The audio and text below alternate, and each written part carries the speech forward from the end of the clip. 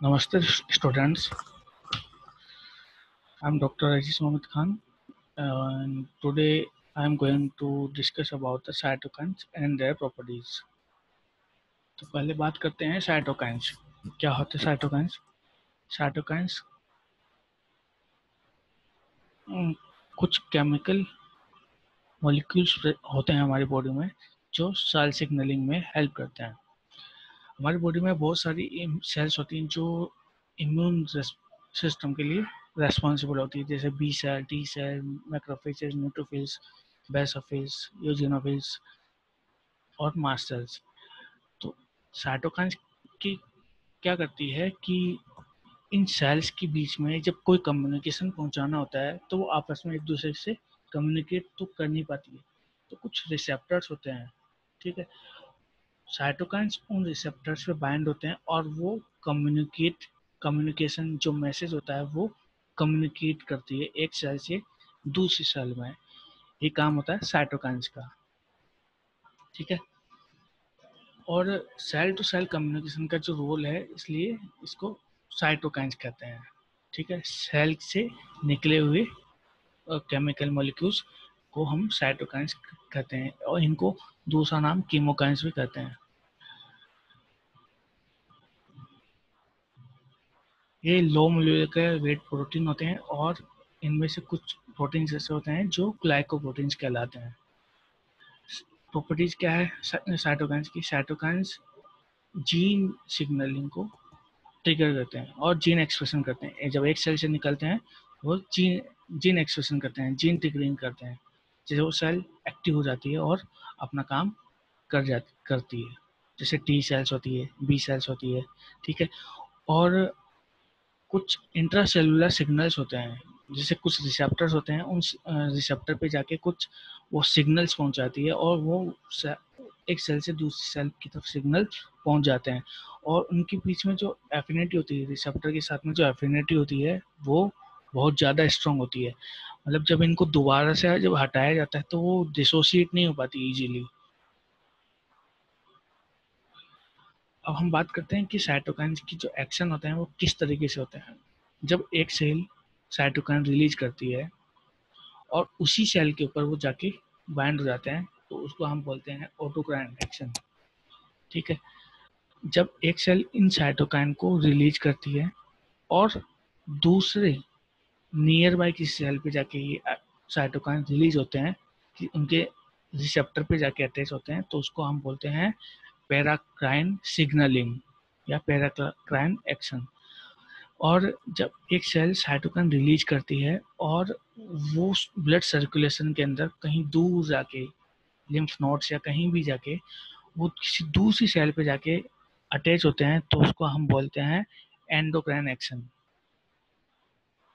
ठीक है, तो एक साइटोकाइन की जो एक्टिविटी होती है उसके बेसिस पे कितने टाइप की होती है, एक साइटोकाइन कितनी सेल्स पे क्या क्या काम करता है, क्या क्या एक्टिविटी होती है, क्या क्या फंक्शन होते हैं, उसके बेसिस पे इसके जो टाइप्स है वो ये है कि फर्स्ट टाइप है प्लियोट्रोपी, कि जब एक एक्टिवेटेड टी सेल कुछ इंटरल्यूकिन रिलीज करती है जिनको हम बोलते हैं IL-4, इंटरल्यूकिन 4। इन इंटरल्यूकिन 4 का 3 सेल्स पर अलग अलग काम है। जैसे बी सेल्स के ऊपर ये क्या क्या करती है, एक्टिवेशन करती है, प्रोलिफरेशन भी करती है और डिफरेंशिएशन में भी हेल्प करती है।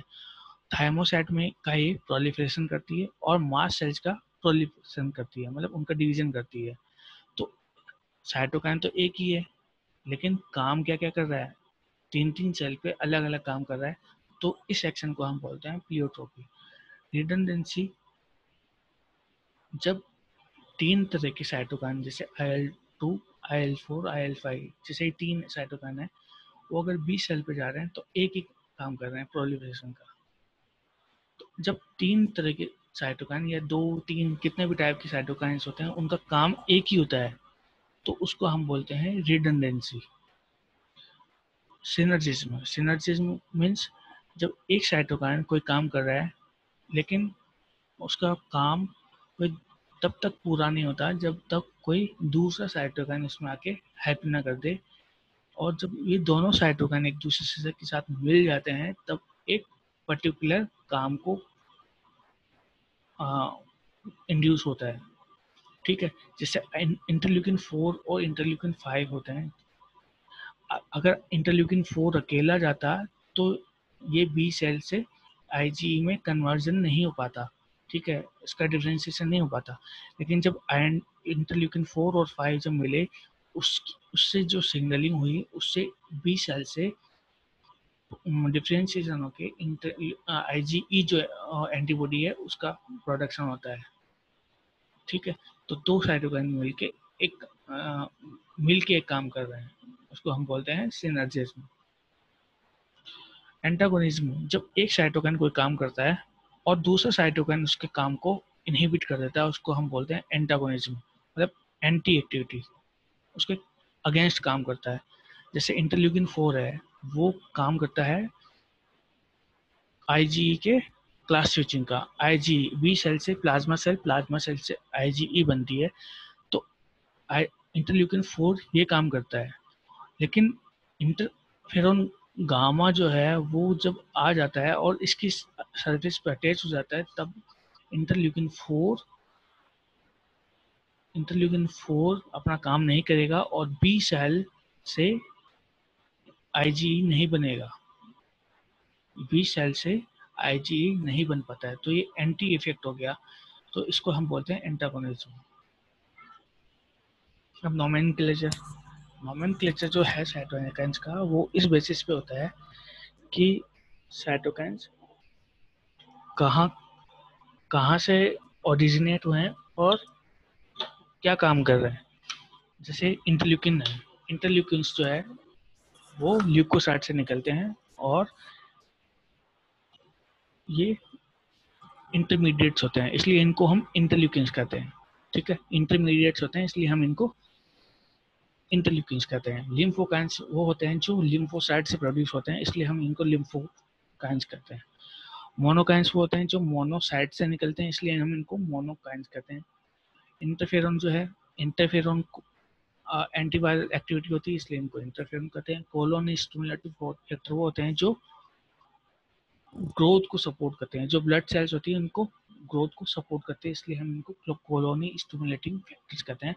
और कीमोकाइंस जो होते हैं वो कीमोटैक्सिस एक्टिविटी करते हैं, इसलिए हम इनको कीमोकाइंस कहते हैं, ठीक है। ये तो होगा इनका नोमेनक्लेचर, और क्लासिफिकेशन भी है इनका इसी बेसिस पे है, ठीक है। सबका interleukins, lymphokines, monokines, interferon, colony stimulating factor और कीमोकाइंस का क्लासिफिकेशन जो साइटोकाइंस का है वो इसी बेसिस पे है, वर्किंग के बेसिस पे। तो हम पहले बात करते हैं लिम्फोकाइंस के। लिम्फोकाइंस वो होते हैं जो लिम्फोसाइट से सिक्रीट होते हैं, और वो मॉलिक्यूल्स होते हैं जो टी सेल्स के हेल्प के इम्यून रिस्पॉन्स जनरेट करते हैं। इनका काम क्या होता है, ये इम्यून सेल्स को अट्रैक्ट करते हैं और एक्टिविटी को इंक्रीज करते हैं। ये पूरी जो लिम्फोसाइट्स है वो जो सर्कुलेटरी सिस्टम में प्रेजेंट रहता है, और ये बी सेल वगैरह इनका प्रोडक्शन करता है, ठीक है। तो मेनली क्या है, ये इनका रोल जो होता है वो बी सेल का प्रोडक्शन, बी सेल से एंटीबॉडीज का प्रोडक्शन होता है, और लिम्फोसाइट से प्रोड्यूस होते हैं। और इनका मेन एक और काम यह है कि ये इम्यून सेल्स को अट्रैक्ट करते हैं।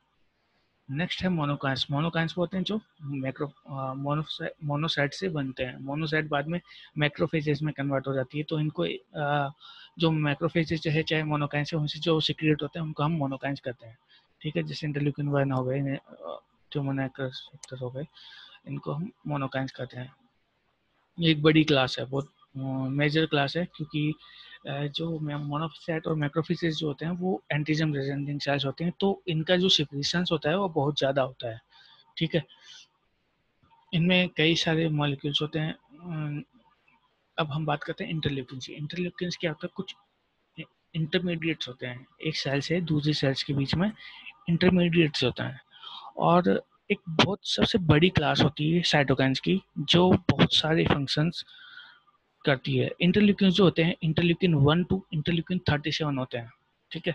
इनमें से कुछ इंटरल्यूकिन होते हैं जो गुड एग्जांपल्स हैं प्लियोट्रोपी के, सिनर्जिज्म के, एंटागोनिज्म के। ठीक है।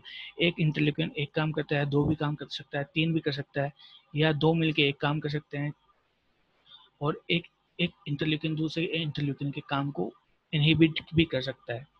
ठीक है। तो इंटरल्यूकिन्स के बहुत सारे काम होते हैं, जैसे इंटरल्यूकिन 2 है, इंटरल्यूकिन 4 है, इंटरल्यूकिन 6 है। इंटरल्यूकिन 2 जो होता है, इनका मेन काम जो होता है प्रोलिफरेशन और एक्टिवेशन होता है। ठीक है। बी सेल का प्रोलिफरेशन और एक्टिवेशन होता है, और इसी तरीके से टी हेल्पर सेल्स का भी प्रोलिफरेशन करता है IL-4, इंटरल्यूकिन 4। ठीक है।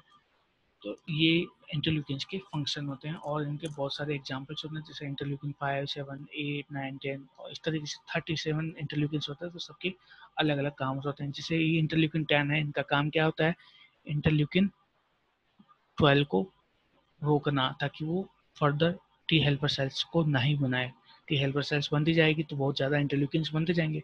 तो इंटरल्यूकिन 10 का काम है कि इनहिबिटरी एक्शन होता है, ये इनहिबिट करता है फर्दर टी हेल्पर सेल्स के बनने का। टी इंटरल्यूकिन 12 क्या करता है, टी हेल्पर सेल्स को प्रोडक्शन बनाता है। ठीक है। जो नेओ टी सेल्स होती है उससे टी सेल्स को एक्टिवेट करता है, और TH1 और TH2 टाइप के सेल्स बनाता है। इसी तरीके से इंटरल्यूकिन 1 भी होता है, वो भी TH2 टी हेल्पर 2 सेल्स बनाता है। लेकिन इंटरल्यूकिन 10 क्या करता है, उनके काम को इनहिबिट करता है। और हम बात करें इंटरफेरोन। इंटरफेरोन क्या है, ये एंटीवायरल एजेंट है जो हमारी बॉडी में है। लेकिन सबसे बड़ी बात है, ये हमारी बॉडी का first line of defence system है। ठीक है। जो हम जब पैथोजन एंटर करता है तो सबसे पहले जो एक्शन लेते हैं, वो जो हमारी बॉडी में सबसे पहले एक्शन लेते हैं, उनके अंदर इंटरफेरेंस आते हैं। ठीक है। ये हम बॉडी में कुछ स्टिमुलेशन करते हैं, जिससे एलर्जिक रिएक्शन भी हो जाती है, और इंटरल्यूकिन जो होते हैं वो कई जीन्स रेस्पॉन्स से प्रोड्यूस होते हैं। ठीक है। कुछ जीन्स होते हैं जो इंटरफेरेंस के लिए रेस्पॉन्सिबल होते हैं। वो जब सीक्रेट होते हैं, वो जब जीन्स एक्टिवेट होते हैं तो इंटरफेरेंस सीक्रेट होते हैं, और जब ये इंटरफेरेंस सीक्रेट होते हैं तो वो टारगेट सेल पे जाके एंटीवायरल एक्टिविटी शो करते हैं। कई टाइप के इंटरफेरेंस होते हैं, जैसे interferon type 1, type 2, type 3, interferon gamma, interferon alpha, interferon omega. ठीक है। तो जैसे जैसे इनका एक्शन होता है, वैसे उस तरीके से इंटरफेरॉन अलग अलग टाइप के होते हैं। कीमोकाइंस। कीमोकाइंस वो होते हैं जो सिग्नलिंग प्रोड्यूस करते हैं, और ये सिग्नलिंग प्रोटीन्स होते हैं। इनका मेन जो काम होता है वो कीमोटैक्सिस होता है, इसीलिए इनका नाम पड़ा है कीमोकाइंस।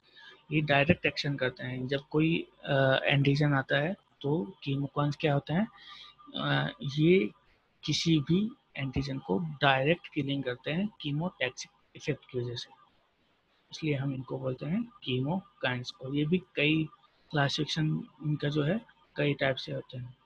ठीक है। कई टाइप के टाइप होते हैं कीमोकाइंस के।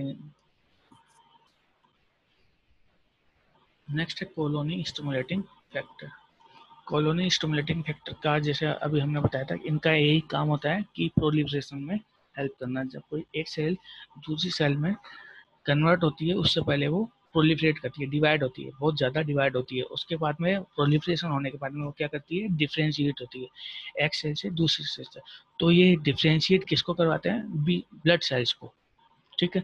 ब्लड सेल का डिफ्रेंशिएशन ये करवाते हैं। और जो मेन रोल जो है ब्लड सेल्स, जो हमारी इम्यून सेल्स होती है, वो ब्लड सेल्स होती है, और ब्लड सेल से ओरिजिनेट होती है। तो कॉलोनी स्टिमुलेटिंग फैक्टर्स का जो रोल होता है, वो हमारी इम्यून सेल्स के जनरेशन में हेल्प करता है। ठीक ठीक है। तो ब्लड सेल्स में WBC होती हैं, तो उन WBC को दूसरी सेल्स, दूसरी टाइप की सेल्स में कन्वर्ट करवाने के लिए कॉलोनी स्टिमुलेटिंग फैक्टर रेस्पॉन्सिबल होते हैं। ये एंडोक्राइन एक्टिविटी भी करते हैं, पैराक्राइन और कीमोक्राइन। एंडोक्राइन मीन्स अदर से बहुत दूर किसी दूसरे लिम्फ नोड्स वगैरह में जाके वो सिक्रीट होके वहाँ पे भी सेल सिग्नलिंग करती है, या पास की सेल में भी ये सिग्नलिंग कर सकती है, या फिर जिस सेल्स जो सेल इनको रिलीज कर रही है, जो सेल कॉलोनियल स्टिमुलेटिंग फैक्टर को रिलीज कर रहे हैं, उन्हीं सेल्स के ऊपर भी बाइंड हो सकता है। ठीक है, इनके भी कई टाइप होते हैं, CSF कॉलोनियल स्टिमुलेटिंग फैक्टर 1, 2, 3। अब है tumour necrosis factor. Tumour necrosis factor जो होता है, इनका काम होता है सेल डेथ, अपोप्टोसिस। तो ये वो साइटोकाइंस है जो सेल की डेथ करते हैं, किलिंग कर देते हैं। जब कोई सेल ओल्ड हो गई है, ठीक है, हर एक सेल की एक पर्टिकुलर एज होती है। तो हमारी बॉडी में अगर चाहे इम्यून सेल हो चाहे नॉर्मल सेल्स हो, हर एक सेल की एक पर्टिकुलर एज होती है।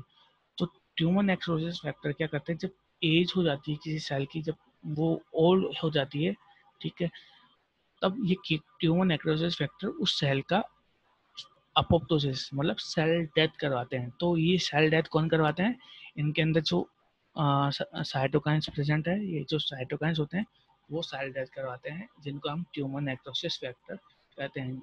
कई कई टाइप के ट्यूमर नेक्रोसिस फैक्टर हो सकते हैं, जैसे TNF अल्फा, TNF बीटा, ठीक है। और ये कंबाइन एक्शन करते हैं, जैसे इंटरल्यूकिन होते हैं, उनके साथ में मिलकर ये काम करते हैं। और इनहिबिटरी एक्टिविटी भी होती है इनकी।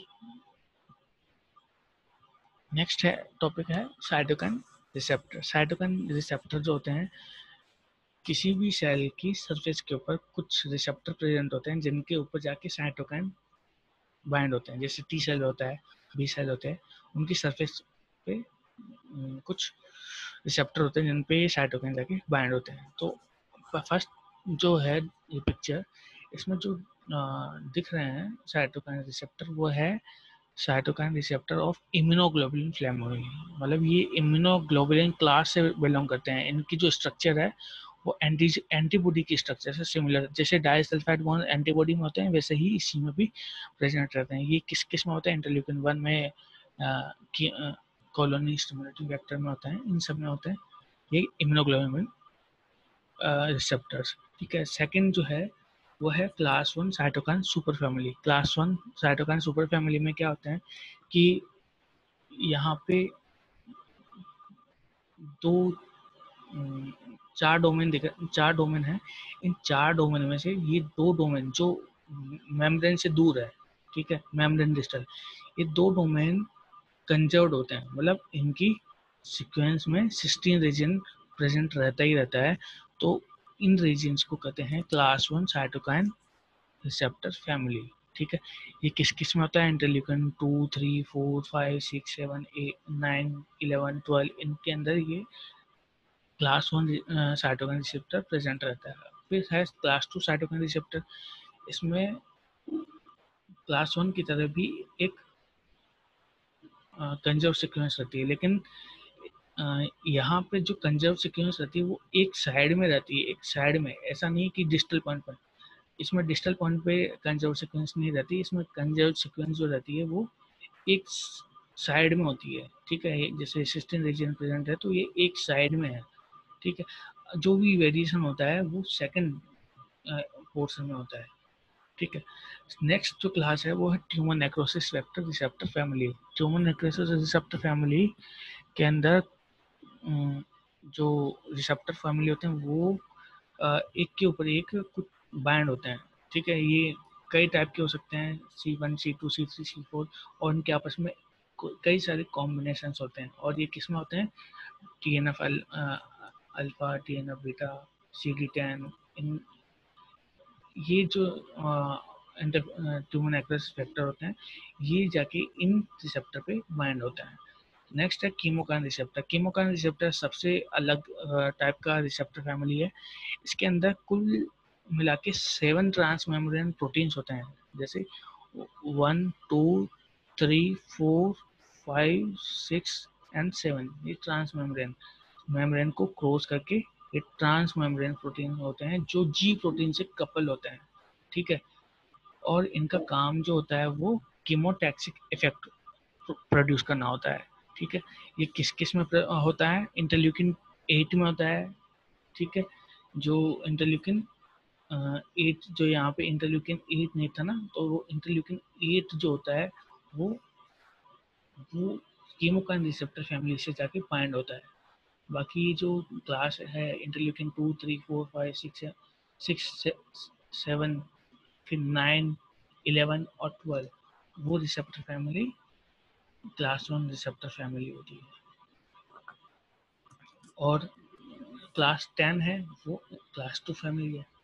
इंटरल्यूकिन 2 10 जो है वो क्लास 2 फैमिली में काउंट में होता है।